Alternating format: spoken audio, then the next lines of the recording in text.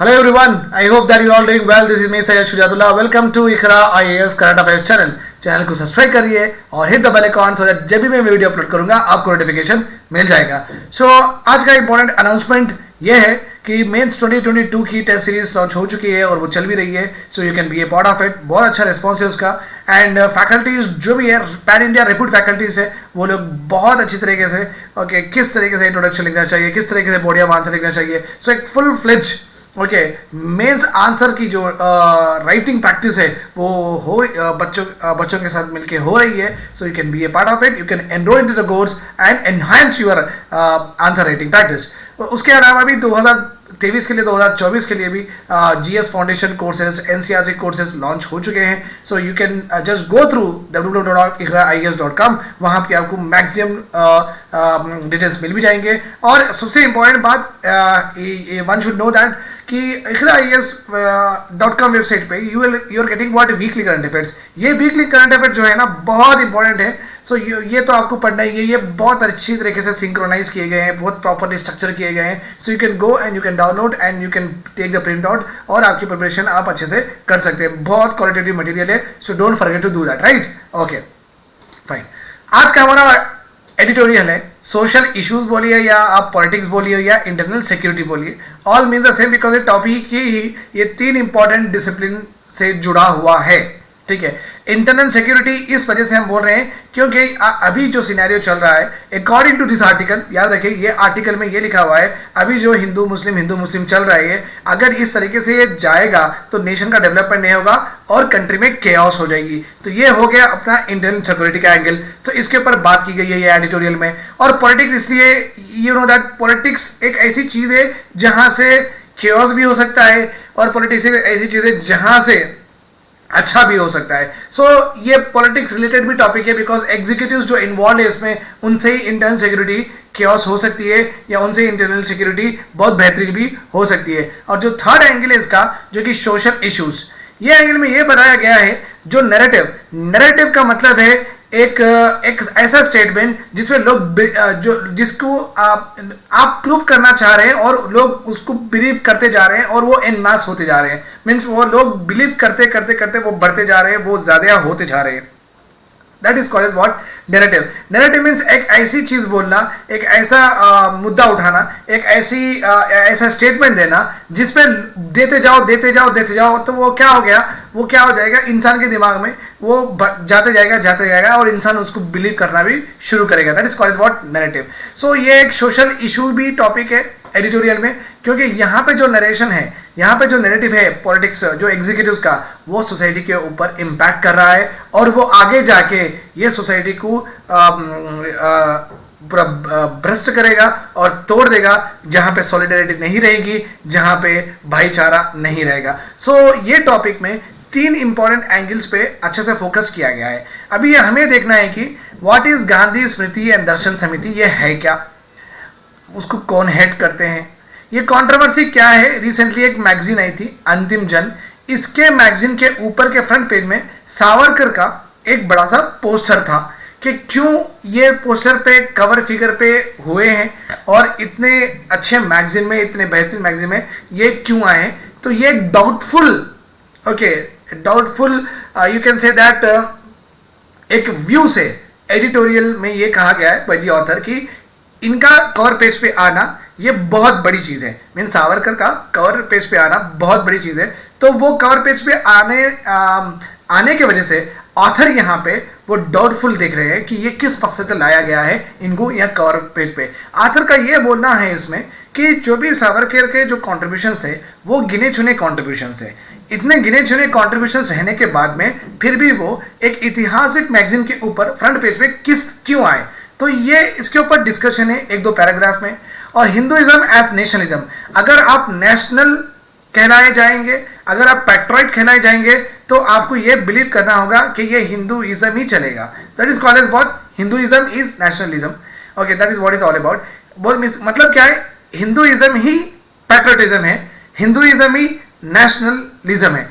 But यहाँ पे अगर इस्लाम रहेंगे, ज्यूइश रहेंगे या जैन्स रहेंगे, बुद्धिस्ट रहेंगे, जो भी माइनॉरिटीज रहेंगे, इनके लिए नेशनलिज्म का पैट्रियटिज्म का जो भी डिफरेंट है जो भी इनकी नरेशन है वो अलग है, बट ये कहलाया जा रहा है अकॉर्डिंग टू द ऑथर कि नेशनलिज्म मीन्स हिंदुइज्म।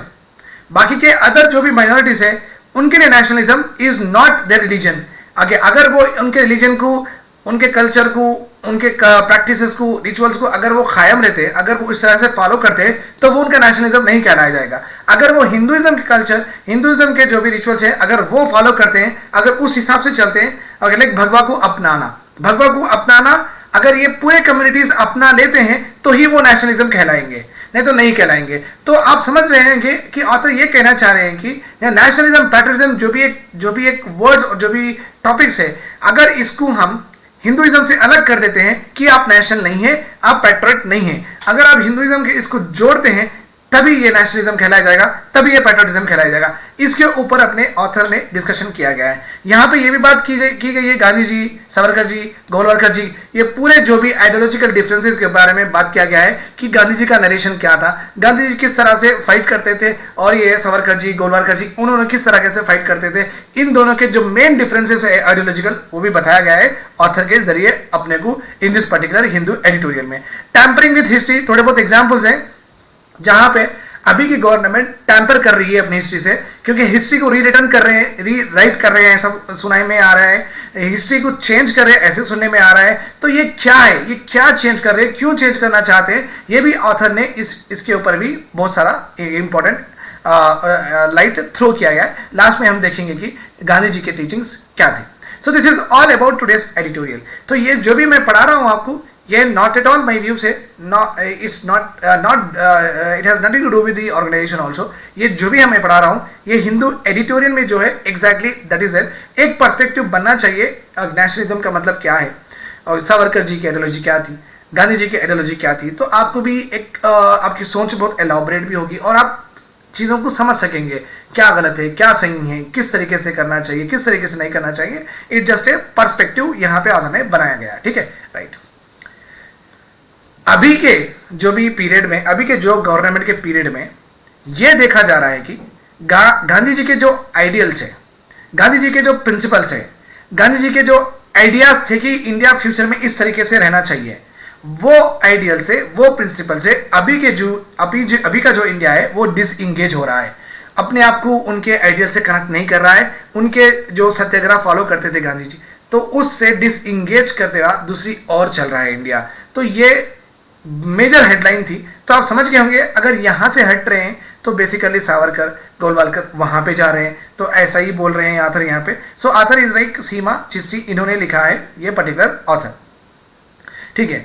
अब ये कंट्रोवर्सी क्या हुई कि गांधी जी, सावरकर जी, गोलवालकर जी, इन तीनों एक साथ न्यूज में क्यों आए, ठीक है। हिस्टोरियंस तो बोलते हैं और लीडर्स भी बोलते हैं कि ऑब्वियसली उनके मुंह से वो क्या बोलते हैं, दे कंपेयर, दे क्रिटिसाइज, तो वो तो कॉमनली करते हैं।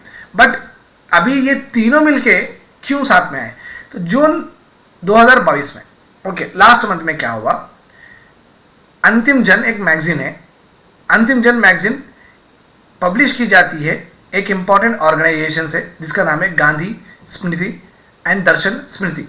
ये ऑर्गेनाइजेशन से अंतिम जन एक मैगजीन आती है, ओके। ये मैगजीन ही न्यूज में थी और ये मैगजीन ही कंट्रोवर्सी बन गई थी। अब इसमें ऐसा क्या था जिससे कंट्रोवर्सी हो गई थी, the issue was dominated by Vinayak Savarkar. तो ये पूरा जो मैगजीन का इशू था जून में आया, तो वो पूरा सावरकर जी के बारे में था, ओके। और ये ऐसी पर्सनालिटी है, सावरकर जी एक ऐसी हैसियत जिनका नाम गांधी जी के असैसिनेशन में भी आया था। कॉन्स्पिरेंसी इनके वजह से शुरू हुई थी, इस तरीके से कह के जब गांधी जी का जब ट्रायल चल रहा था, ओके, जो कि इनका जब असैसिनेशन हुआ था गांधी जी का, तब इनका भी नाम उनके असैसिनेशन से जुड़ा हुआ था, okay. Savarkar was let off, मगर सावरकर जी को वहां पे वो जो गांधी जी के असैसिनेशन के केस में सावरकर जी को हटा दिया गया था। क्यों हटा दिया गया था, बिकॉज जब वहां पे एडिक्वेट प्रूफ पुलिस दे नहीं पाई थी कोर्ट को, तो इसलिए गॉडसे को ही और उनके जो भी एड्स हैं उनको सजा मिली थी, सावरकर जी को सजा नहीं मिली थी, ठीक है, मगर इनका नाम था। और इंपॉर्टेंट क्या है, एक कमेटी बनाई गई थी जीवन लाल कानपुर जीवनलाल कपूर कमीशन की एक कमेटी बनाई गई थी 1960s में। ये कमेटी के हिसाब से सावरकर जी गांधी जी के असैसिनेशन के पार्ट थे। ओके, यहाँ पे क्लियरली इनके जो कमेटी के रिकमेंडेशंस ही खुद बोलते हैं, ये ना तो सीमा चिश्ती के, ना तो मेरे, ना किसी के भी नहीं है। ये कपूर कमीशन का एक इंपॉर्टेंट स्टेटमेंट था, क्योंकि सावरकर जी हाई कोर्ट से तो बरी हो गए थे, क्योंकि कोर्ट में गांधी जी के असैसिनेशन का जब ट्रायल चल रहा था, इनके खिलाफ सावरकर जी के खिलाफ कुछ प्रूफ दे नहीं सके, तो इनएडिक्वेट प्रूफ रहने की वजह से इन्हों बरी हो गए थे। बट जब कपूर कमीशन अपॉइंट की गई थी, ये कपूर कमीशन ने प्रॉपरली अपने लिखित में दिया था कि इसमें गांधी जी के असैसिनेशन में सावरकर का और उनके ग्रुप का रोल था, उन्होंने कॉन्स्पायर किया था। बट जब ये कपूर कमीशन आई थी तो फिर बात वहाँ पे भी जब गर्मी में हो गई थी, ठीक है, तो सावरकर जी के ऊपर ट्रायल करने से पहले उनकी डेथ हो गई थी, तो वो चैप्टर वहीं भी क्लोज रहा। जो एक्यूज है उन्होंने ही नहीं रहे, तो फिर what is a matter of prolonging it, right, तो वहीं पे क्लोज हो गया था। तो this is what is all about. तो आप समझ गए, यहाँ पे गांधी जी हैं, यहाँ पे सावरकर जी हैं, यहाँ पे है एक मैगजीन, ओके, और गांधी जी सावरकर जी दोनों के जो आइडियोलॉजी है कंप्लीटली डिफरेंट है, इसके बारे में हम पढ़ने वाले हैं, ओके। और एक सबसे इंपॉर्टेंट बात है, ये जो भारतीय जनता पार्टी के जो लीडर है Vijay Goyal, he is also the vice chairman of GSDS, okay. तो इन्होंने क्या किया था, GSDS अभी भी पढ़े हम, GSDS is nothing but Gandhi Smriti Darshan Smriti, एक ऑर्गेनाइजेशन है जो कि एक मैगजीन पब्लिश करती है जिसका नाम है अंतिम जन। ये जो ऑर्गेनाइजेशन के वाइस चेयरमैन है, बिकॉज चेयरमैन हमेशा PM होते हैं, पहले से ही ये ऑर्गेनाइजेशन चेयरमैन होते हैं हमेशा PM। इनके वाइस चेयरमैन ऑब्वियसली बीजेपी के विजय गोयल है। ऑब्वियसली जब मैगजीन पब्लिश कर रहे हैं तो फिर बीजेपी के जो PM साहब है और अपने विजय गोयल साहब है, तो ऑब्वियसली तो इनको पता ही होगा। तो आपको पता ही भी, ये भी कॉमन है कि BJP hails the Savarkar ji as their hero also, one of the important person who fought for the independence. तो वो लोग उनको मानते हैं, वो लोग उनको पैट्रोनाइज भी करते हैं, ये तो आपको पता ही है, ठीक है। तो ऑब्वियसली तो मैगजीन में छापेंगे कि सावरकर जी के कॉन्ट्रीब्यूशंस कॉमनली, तो वो छापे हैं जब। तो ये जो मैगजीन में क्या हुआ था, महात्मा गांधी जी का कॉन्ट्रीब्यूशन और सावरकर जी का कॉन्ट्रीब्यूशन एग्जैक्टली सेम है हिस्ट्री में, ये दिखाया गया था, ओके। तो यहाँ पे शुरू हुआ है कंट्रोवर्सी कि आप सावरकर जी गांधी जी को एक कवर पे कैसा रख सकते हैं और दोनों के कॉन्ट्रीब्यूशंस आप कैसा इक्वेट कर सकते हैं, नहीं कर सकते हैं, क्योंकि ये भी मालूम है कि सावरकर जी वो माफ़ीनामा मांगे थे, वो फिर उतना, और हम पढ़े भी नहीं कहीं पे भी नेशनल फ्रीडम स्ट्रगल में उनके बारे में हम ज़्यादा पढ़ते भी नहीं, क्योंकि 1885 से कब से की शुरुआत था। And Britishers, you know that Britishers कभी भी डिसीजन लेना है, कभी भी कुछ उनको बात करनी है, तो वो बोलते थे चलो भाई गांधी जी को लेके आओ। गांधी जी आप समझिए आप, ओके, ना उनके बदन पे कपड़ा था, सिर्फ एक धोती, ठीक है, और एक चरखा ले लेके बस वो एक जगह बैठते थे साबरमती आश्रम में, तो बस पूरा ब्रिटिश एम्पायर डरता था उनसे। Means a man which has no flesh, a man which is very very thin, a man which just wears a dhoti, the man which just sit with a charkha, उनसे पूरी ब्रिटिश की एम्पायर बात करके उनसे ही सुलह करके आगे बढ़ती थी। या तो डिस्प्यूट हुआ तो उनसे ही होता था, या अग्रीमेंट हुआ तो उनसे होता है। Means the total British empire always used to come at the foot of what, Gandhi ji, ठीक है। आपको तो ये पता है कि गांधी जी का क्या स्टेचर था। कौन सा भी पैक्ट ले लो आप, गांधी इरविन पैक्ट ले लो, या नॉन कॉपरेशन मूवमेंट ले लो, सिविल डिसोबीडियंस मूवमेंट ले लो, क्विट इंडिया मूवमेंट ले लो, कहीं पे भी राउंड टेबल कॉन्फ्रेंस ले लो, गांधी जी के बिना वो काम ही नहीं करते थे ब्रिटिश वाले, you know that very well, ठीक है। तो जब हम इतना सुने हैं गांधी जी के बारे में, हम तो सावरकर जी के बारे में सुने ही नहीं, तो आप जो गांधी जी के कॉन्ट्रीब्यूशन सावरकर जी के कॉन्ट्रीब्यूशन से किस तरीके से इक्वेट कर रहे हैं, ये कॉन्ट्रोवर्सी आई थी, ओके, न्यूज में, ठीक है। Prime minister has always chaired this GSDS ever since 1984 में बनी थी गांधी जी की गांधी स्मृति दर्शन समिति, जब से अब तक PM ही उसको हमेशा लीड करते हैं। The point is not to express outreach but to recognize that people need to be concerned about this odious undertaking that, okay, which clearly has top official sanction. तो यहाँ पे सावरकर जी को जितना बड़ा, जितना प्रमुख जितना इंपॉर्टेंट और सिग्निफिकेंट माना गया है नेशनल फ्रीडम स्ट्रगल में, okay, diminishing of Gandhi ji, जहां पे गांधी जी को कम और कहा भी गया है, ये मैगजीन में गांधी जी को कम भी कहा गया है, ये क्या इम्प्लीकेशंस होंगे इंडिया के फ्यूचर पे, हमारे जैसे यूथ पे और आपके जैसे यूथ पे, ऐसे अगर इस तरीके से हम सावरकर जी के कंट्रीब्यूशन को लॉयनाइजिंग करेंगे, लॉयनाइजिंग मत इतना बड़ा बताएंगे और गांधी जी के इतने कम बताएंगे, फ्यूचर में क्या इम्पैक्ट होगा ये हमारी आने वाली पीढ़ी को, आने वाली जनरेशन को। तो यहाँ पे यही कहा गया है, ठीक है, राइट।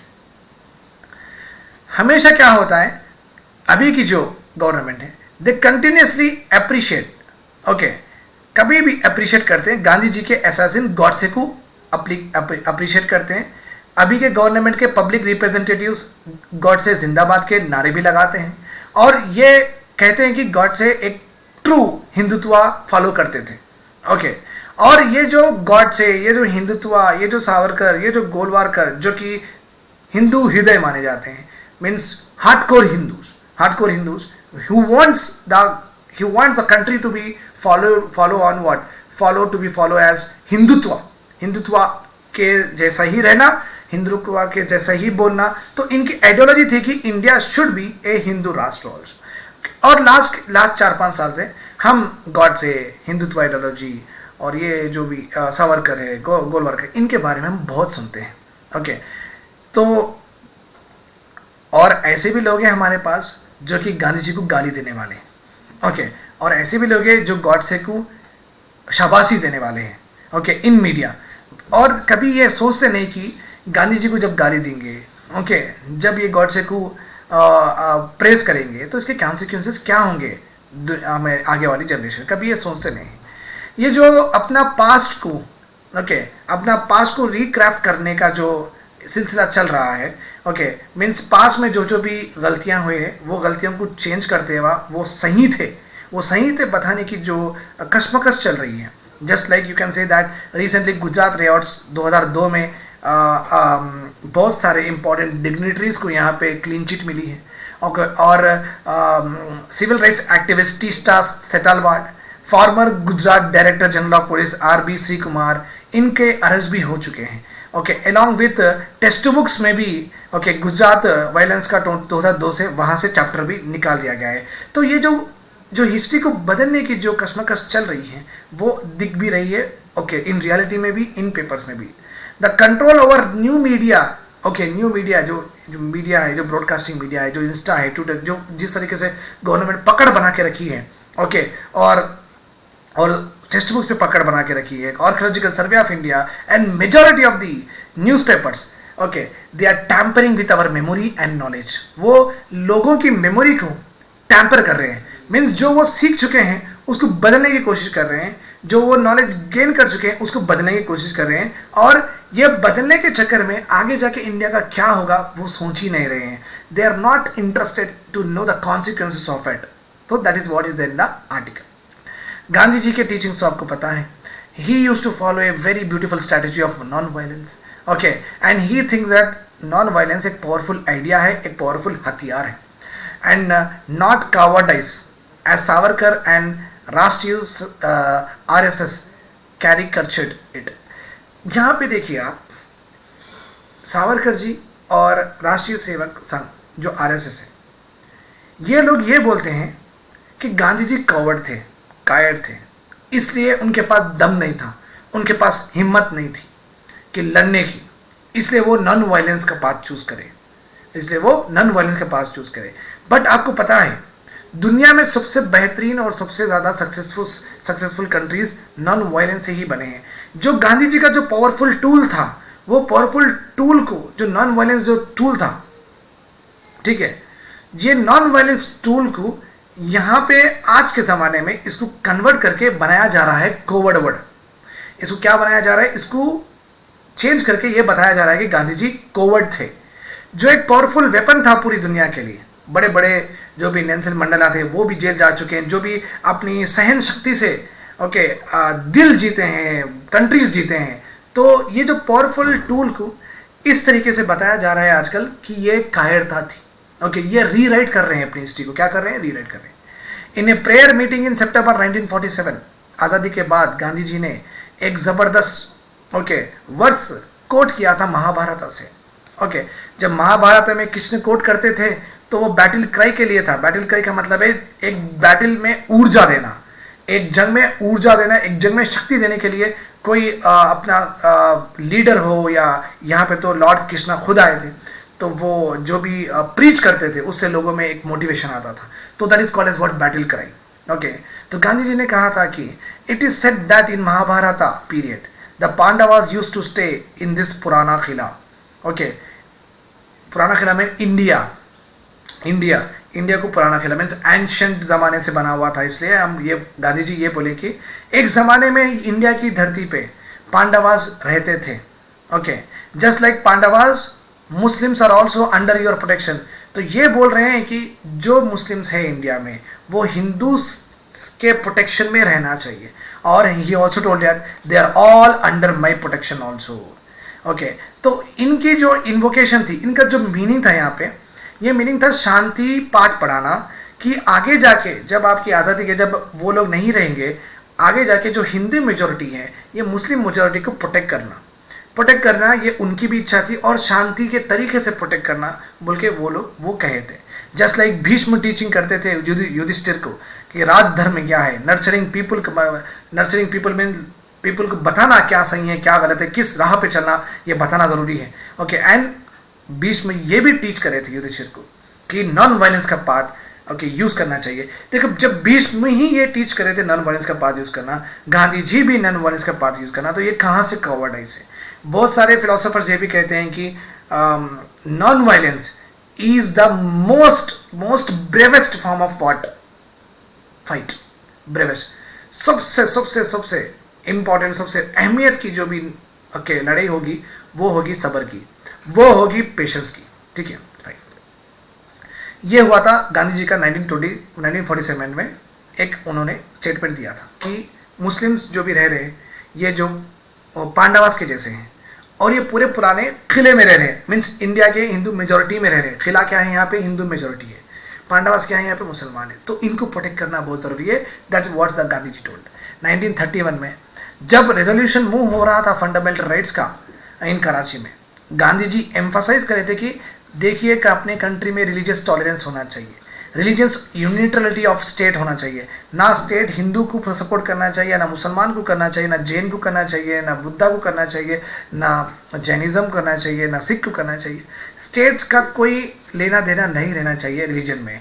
जब इस तरीके से रहेगा तो स्टेट हर एक को एक तरीके से देखेगा, right. Yes means country, state means country है। और गांधी जी ये भी बोले थे कि रिलीजियस टॉलरेंस होना चाहिए। रिलीजियस टॉलरेंस का मतलब है कि आपस में जो भी आपके कल्चर्स है, जो भी आपकी लैंग्वेज है, जो भी आपके स्क्रिप्ट है, जो भी आपके रिचुअल्स है, अगर किसी को पसंद या नापसंद है तो हम उसको बर्दाश्त करने की वो सहन शक्ति लाना चाहिए। बिकॉज आपके लिए वो गलत हो सके, उनके लिए आपका गलत हो सके। So this could be the thing. So better is that जब कोई लार्जर इम्पैक्ट होता नहीं है तो बेसिकली तो यहाँ पे आपको क्या होना चाहिए, एक टॉलरेंट नेचर अपनाना चाहिए। गांधी जी ने ये भी कहा था। देखो गांधी जी के ये प्रिंसिपल्स ऑफ टीचिंग है। एक क्वेश्चन मेंस में डेफिनेटली आता है, कभी नहीं, एवरी टाइम वो एक लीडर के बारे में पूछते हैं, एक लीडर के बारे में पूछते हैं। अगर गांधी जी के प्रिंसिपल के बारे में पूछें तो 1947 का उनका महाभारत का स्पीच अभी जो प्रीवियस रेड थी वो भी लिखना है आपको, और 1931 अभी जो पढ़ रहे हैं वो भी लिखना है। Gandhi ji message was not about Hindu reform. Gandhi ji ने कभी ये नहीं कहा था कि हिंदू बदलना चाहिए, बट उन्होंने बस ये कहा था कि उनके जो आइडियल्स थे, उनके जो नॉन वायलेंस ऐसा जो बोलते थे, उनके जो प्रिंसिपल्स है वो हिंदुइज्म का सोल है, वो हिंदुइज्म का सोल है। And he has put it on higher saddle. वो अपनी ज़िंदगी में जो हिंदुइज्म के जो सोल है, जो नॉन वायलेंस है, जो भीष्म तक नॉन वायलेंस प्रीच किए हैं, तो वो उनके हृदय में, उनके सोल में इतना बस गया है, वो हर हिंदुस्तानी में बसना चाहिए, हर हिंदू में वो बसना चाहिए।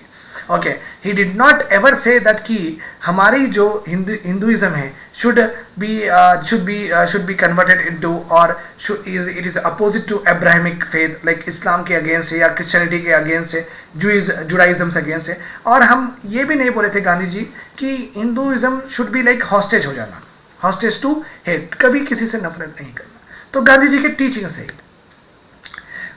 जो गांधी जी के टीचिंग से, अब देखिए गोवालकर के टीचिंग्स और आरएसएस के सावरकर के टीचिंग्स देखिए, एग्जैक्टली अपोजिट है यहाँ पे। गोवालकर ने क्या कहा था कि जो इंडिया की जो माइनॉरिटी है, जो कि मुसलमान है, इनको इसी तरीके से ट्रीट करना चाहिए था जिस तरीके से जर्मनी में 1930s में जर्मनी ने उनकी माइनॉरिटी प्रॉब्लम जैसा हैंडल की थी, इंडिया भी वैसे ही हैंडल करना था। तो जर्मनी क्या हुआ था, जो भी लोग थे उनको ये ऑप्शन दिया गया था, या तो मर्ज हो जाओ, नेशन में जो मेजॉरिटी पॉपुलेशन है उस तरह से आप बिहेव करो, उस तरह से आप रहो, तो या आप नेशनल लेके कोई हिजाब नहीं पहनता 90% तो आप भी मत पहनिए, कोई ईद नहीं बनाता, कोई एनिमल स्लॉटर नहीं करता तो आप भी मत करिए, ठीक है, कोई ग्रीन कलर नहीं चाहता तो आप भी ग्रीन कलर नहीं पहनिए, कोई भगवा है तो आप भगवा पहनिए। तो बेसिकली अगर आप नेशनल जो नेशन की जो रेस है, जो मेजॉरिटी जो रेस है, जो चाह रही है, जो जैसे रह रही है, आप भी उसमें मिल जाओ। तो वो जर्मनी ने किया था, उसकी अडॉप्ट करो, उसकी कल्चर, उसका लिविंग स्टॉप अडॉप्ट करो, घर के बाहर मुग्गू डालो, ओके, दिवाली बनाओ, संक्रांति बनाओ, ओके, गंगा में डुबकी लगाओ, होली बात करिए। तो जर्मनी में वो जब 1930s में जब माइनॉरिटी प्रॉब्लम वो सॉल्व कर रहे थे तो इस तरीके से कर रहे थे, ओके। इस तो सावरकर जी ने भी यही कहा था, Golwalkar, Savarkar and all, they are all said that कि हम भी ऐसे ही करना चाहिए मुसलमान के साथ इंडिया में, ओके। बट ये जो जर्मनी का एक्सपेरिमेंट था वो फेल हो गया था, वो जो चाह रहे थे वो हुआ नहीं था। अल्टीमेटली सोसाइटी पूरी तहस नहस हो गई थी, केओस हो गया था, तो डेवलपमेंट पूरा रुक गया था। अब उसके बारे में यहाँ पे शुरू होता। श्रुति कपिला इन वायलेंट फेटर्निटी, इन्होंने एक बुक लिखी थी, violent fraternity, Indian political thought in the golden age. जो 2021 की जो गोल्डन एज है, यहाँ पे पॉलिटिकल मीन्स एग्जीक्यूटिव्स, जो भी रूलिंग पार्टी है, उनका पॉलिटिकल थॉट क्या है, okay. They recounts that Savarkar's idea of virile and masculine, जो सावरकर का आइडिया था कि इनको भगा दो, इनको कभी नहीं रहना चाहिए, हिंदुत्व इज देयर एक्सेट्रा। तो वो जो idea of virile and masculine and his desire to claim India's history and space saw the nation as a battleground which makes violence the only desirable means to meet supremacist goals। अगर सावरकर की ideology यहाँ पे implement करना है और हिंदुत्व को यहाँ पे सुप्रीम बनाना है इंडिया में, तो वायलेंस एक ही वे होगा अगर सावरकर के आइडियोलॉजी के थ्रू चलते हैं। तो अगर आप गांधी जी के आइडियोलॉजी में चलते हैं तो नॉन वायलेंस से इन पूरों को आप एसिमिलेट कर सकते हैं। बट अगर सावरकर की आइडियोलॉजी अगर आप चलते हैं तो definitely India will see a violence, that is what is written in the author and editorial, okay. जो गांधी जी के प्रीचिंग से जो डिस्कोर्स हो रहे हैं, गांधी जी के जो आइडियल्स थे, जो प्रिंसिपल्स थे, उससे हट के जो चलने का अभी जो सिस्टम चल रहा है बाय द पॉलिटिकल लीडर्स, ये बहुत ग्रेव कॉन्सिक्वेंसेस प्रोड्यूस करेगा हमारे कंट्री में और इंडियंस के बीच, okay. Because every Indian, okay, sees India as a protector of the rights, okay, as a country that they can live with liberty and as a country that they are having the space to express their self. तो अगर ये तीन rights, liberty और space, जो जिसके ऊपर हम नाज करते हैं, जिसके ऊपर हम प्राउड हैं, अगर ये कायम रहना है, अगर ये सस्टेनेबल रहना है, तो गांधी जी की आइडियोलॉजी को अपनाना चाहिए। अगर इसको डिमिनिश करके अगर आप वायलेंस का पाथ चूज करते हैं तो India will never be called as a place where the rights will be defended, where the country is having liberty and space. सब सहमे रह जाएंगे, सब सहमे से। कोई आप बात करे तो कुछ हो जाएगा, कोई और बात करे तो कुछ होएगा। एक आल्ट बालाजी जुबेर ने बात किया तो उनको कुछ हो गया, ठीक है, और ये नुपुर शर्मा उनका कुछ हो गया, तो लोग डरे हुए ही रहेंगे, ना मेजोरिटी सही रहेंगी ना माइनॉरिटी सही रहेंगी। तो इससे क्या होगा, नेशनल डेवलपमेंट नहीं होगा। अजमेर का किस्सा आ गया, वहाँ पे लोग जाना बंद करेंगे, फिर वहाँ पे फिर मुसलमान हिंदू से नहीं खरीदेगा, हिंदू मुसलमान से नहीं करेगा। अगर इस तरीके से नरेशन करना ही है तो फिर ये दो जो कम्युनिटीज़ हैं, ये जो सोसाइटी में जो शांति रहेंगे, कब आएगी? ऐसे तो आएगी नहीं, तो और बिगड़ते जाएंगे, बदतर होते जाएंगे, तो एक दिन आएगा तो वायलेंस तो होगा। That is what is written in the article. If the nation is now only, अगर इंडिया बोले तो सिर्फ एक फेथ है और इंडिया बोले तो नहीं, आप अलग और हम अलग, अगर इस तरीके का नोशन पे आगे बढ़ना चाहता है, देन हमारी जिंदगी जियोपार्डी में है। मीन्स कल क्या होगा किसी को नहीं पता, उस लेवल पे हम चले जाएंगे। This was a framing Gandhi ji oppose vehemently and paid for. जो इंडिया एक रिलीजन और there is a permanent divide between in Hindu and Muslim होना चाहिए, ये गांधी जी हमेशा अपोज करे थे। गांधी जी टॉलरेंट प्रीच करे थे, डिवाइड कभी नहीं होना चाहिए दो रिलीजन में। ओके, गांधी जी और ये नहीं बोले कि India should not be A one faith, ऐसा कभी नहीं बोले। तो गांधी जी सिखाए थे रिलीजियस टॉलरेंस। बट जब गांधी जी अपोज करे, ओके, ऊपर के जो सावरकर की आइडियोलॉजी को गांधी जी अपोज करे, तो उन्होंने खामियाजा भी उनको भुगतना पड़ा, और खामियाजा भी छोटा मोटा नेता जिंदगी भी गंवानी पड़ी। ठीक है, नाउ अगर गांधी जी को टेक डाउन, गांधी जी के आइडियाज को टेक डाउन करना है, ओके, एंड इंडिया की हिस्ट्री से निकाल देना है, plural past from the memory, so that हर इंडियन में एक नई सी हिस्ट्री आपको क्रिएट करना है। ओके, एंड टू कास्ट, और उसमें ये नई हिस्ट्री में क्या बताना है, Hindu as a victim and Muslim as a oppressor बताना है हमेशा के लिए। Will have lot of wrongs in future में बहुत कॉन्सिक्वेंसेस झेलना पड़ेगा India as a community whole. Okay, real world के जो कॉन्सिक्वेंसेस है, पहली बात, अगर इस तरीके से हिस्ट्री लिखते हैं तो हमारी हिस्ट्री ट्विस्ट हो जाएगी और हमारी इंडियन एजुकेशन सिस्टम बहुत गड़बड़ा जाएगी। जो हमारी इंडियन एजुकेशन सिस्टम अब है उस पर हमें नाज है, क्योंकि हमने वर्ल्ड क्लास साइंटिस्ट दिए हैं, वर्ल्ड क्लास ऑथर्स दिए हैं, वर्ल्ड क्लास पोएट्स दिए हैं, वर्ल्ड क्लास इंजीनियर्स दिए, ओके, नोबेल लॉयर्स तक दिए हैं हम। तो हमारी इंडियन एजुकेशन सिस्टम में कुछ खामी नहीं है। अगर आप चाहते हैं कि इंडिया सिर्फ 12 सेंचुरी तक ही पढ़े और 12 से 17 सेंचुरी के बीच में क्या हुआ अगर इंडिया नहीं पढ़े, तो इंडिया के जो भी बच्चे हैं वो अपने नॉलेज को कभी रिच नहीं कर पाएंगे। अगर इंडिया की बुक में, अगर इंडिया के एनसीईआरटी में, सीबीएस में अगर सिर्फ 1200 साल पहले का ही पढ़ाना है, तो इट्स नथिंग बट जो पाकिस्तान में हो रहा है उसके बराबर ही है। पाकिस्तान के जो बुक्स है वो पूरे इंक्लाइंड है इस्लाम के, ओके, टूवर्ड्स। तो पाकिस्तान के जो एजुकेशन सिस्टम है वो इस्लामाइजेशन है बट नॉट मॉडर्नाइजेशन है। बट इंडिया ऐसी नहीं थी। अगर इंडिया में सिर्फ 1200 साल पहले ही पढ़ाना अगर एक मुद्दा बन जाता है, तो इंडिया भी पाकिस्तान के जैसा हिंदुइज्म हो जाएगा उनके टेक्स्ट बुक में, नॉट कि नेशनलिज्म हो जाएगा। So this is very very important. Okay, और सबसे सीरियस कंसर्न क्या है? सबसे सीरियस कंसर्न क्या है? So that very nature of India itself, India का मतलब क्या? ओके, भारत माता का मतलब क्या एज ए नेशन? जो गोवालकर और सावरकर के जो उनके माइंड में इंडिया का मतलब क्या, देखिए, तो उनके माइंड में ये था कि India is now discredited and failed in the idea of states in European imagination of 1930s।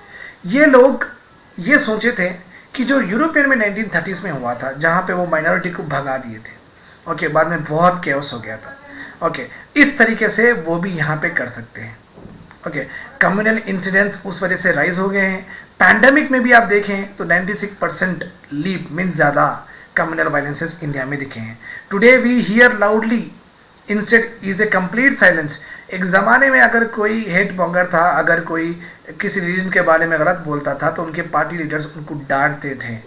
आजकल का ज़माना ऐसा आ गया कि आप जितना बुरा बोलेंगे एक रिलीजन के बारे में, आपके लीडर्स आपको शाबाशी देंगे। ओके, तो अगर यहाँ में इंडिया में डिफरेंशियल ट्रीटमेंट मिला by those in power, okay, those in power, जो पावर में है, अगर वो डिफरेंशियल ट्रीट करें एक रिलीजन को उनकी पब्लिक लाइफ में, उनकी ज़िंदगी में, नमाज रहो या हिजाब रहो, अगर उनकी नॉर्मल ज़िंदगी में अगर ये जो भी पावर होल्डर्स है अगर वो डिस्टर्ब करते जाएंगे, India will have a problem. India will have a problem of what? Violence, like that it is. और अगर अलाइन करना चाह रहे इंडिया की आइडियोलॉजी में, ओके, एंड इक्वेट करना चाह रहे इंडिया की आइडियोलॉजी, और सबको ये बोलना चाह रहे कि अगर इंडियनिज्म है, अगर नेशनलिज्म है, वो और कुछ नहीं है, वो हिंदुइज्म है। अगर इस तरीके से अगर आप बताना चाह रहे हैं तो कम्युनल इंसिडेंट्स राइज होते रहेंगे और इनकी पब्लिक लाइफ में, नमाज हिजाब, ये पब्लिक लाइफ में अगर इंटरफेयर होते रहेंगे तो और ये इंसिडेंट बढ़ेंगे।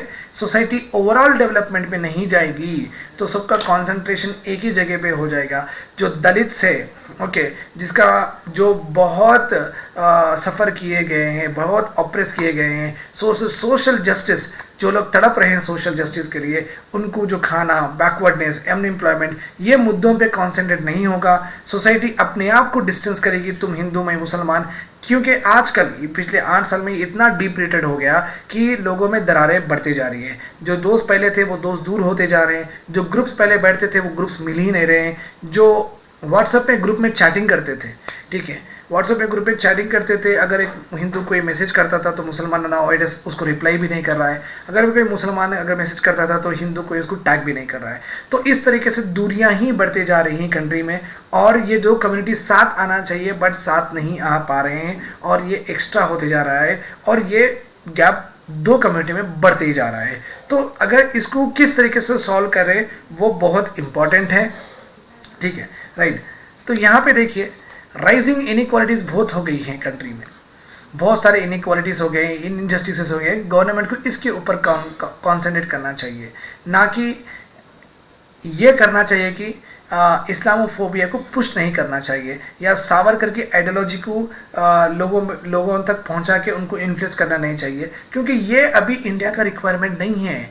इंडिया का रिक्वायरमेंट है कि आगे बढ़ो, बहुजन को देखो, ओके, मार्जिनलाइज सेक्शंस को देखो, डिप्राइव जो भी सेक्शन है उनको देखो। तो Indian leadership should concentrate more on these aspects rather than concentrating on what pushing this Savarkar's ideology and pushing Islamophobia and continuously dividing the country is not in a, और ये अपने आप में ही एंटी नेशनल है। अगर कोई इस तरीके से कोई दो कम्युनिटी को लड़ा रहा है, अगर कोई ऐसी चीज़ अपने को प्रमोट कर रहा है कि आप वायलेंस करो, तो ये अपने आप में पैट्रियटिज्म नहीं है, अपने आप में नेशनलिज्म नहीं है, क्योंकि हम अपने लोगों से जंग कैसा लड़ सकते हैं? That is wrong. हम जब वार करते हैं, हम जब सरहद पे लड़ते हैं, तो that is called as war, that is called as patriotism.